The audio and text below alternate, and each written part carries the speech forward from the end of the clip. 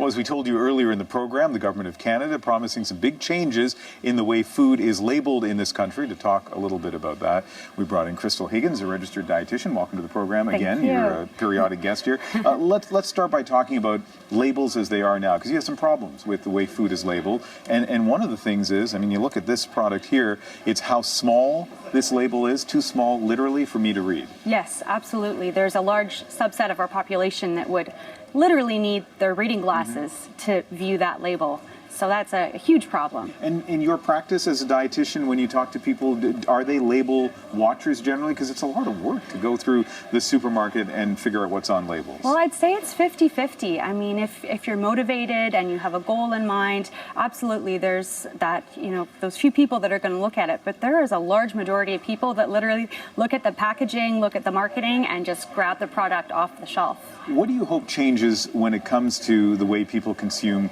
products with added sugar?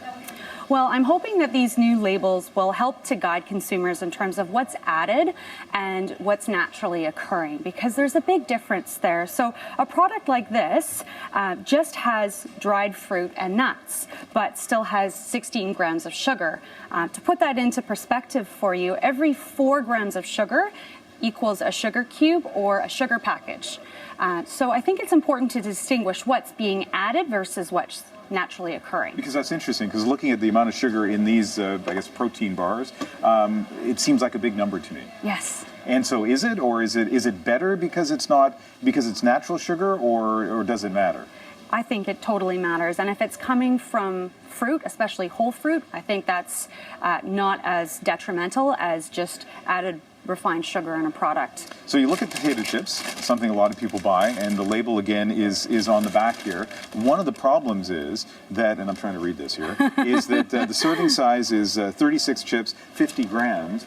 Again, how practical? I would argue that it's not practical to try to figure out what that actually means. Absolutely. And how many people buy a bag of chips and weigh out or portion out 50 grams. I mean, most people open a bag of chips and dive in, there you go. So one of the things the government's promising to do is standardize the serving sizes. I believe so, yes.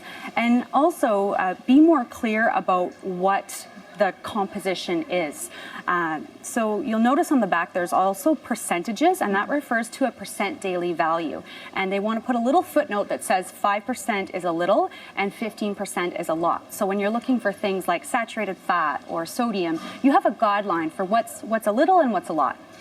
One of the things in all of this is it's going to take a while. They're talking about it could be up to 10 years. So your child-to-be is going to be 10 years old before these things come into effect. And how, all day I've been listening to coverage talking about how many young people are obese now compared to a generation ago. How big a problem are you seeing?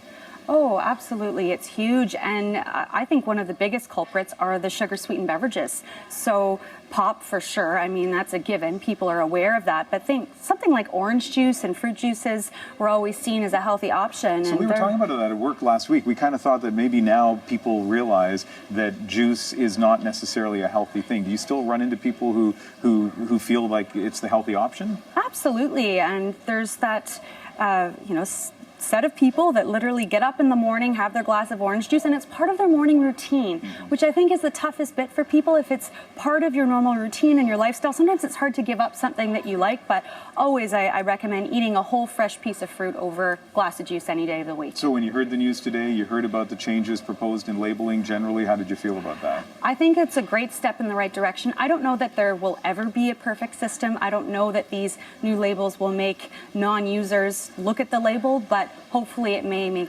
some people change, and that's a good thing. All right, Crystal, always nice having you on the show. Great, nice to be here. Thank you.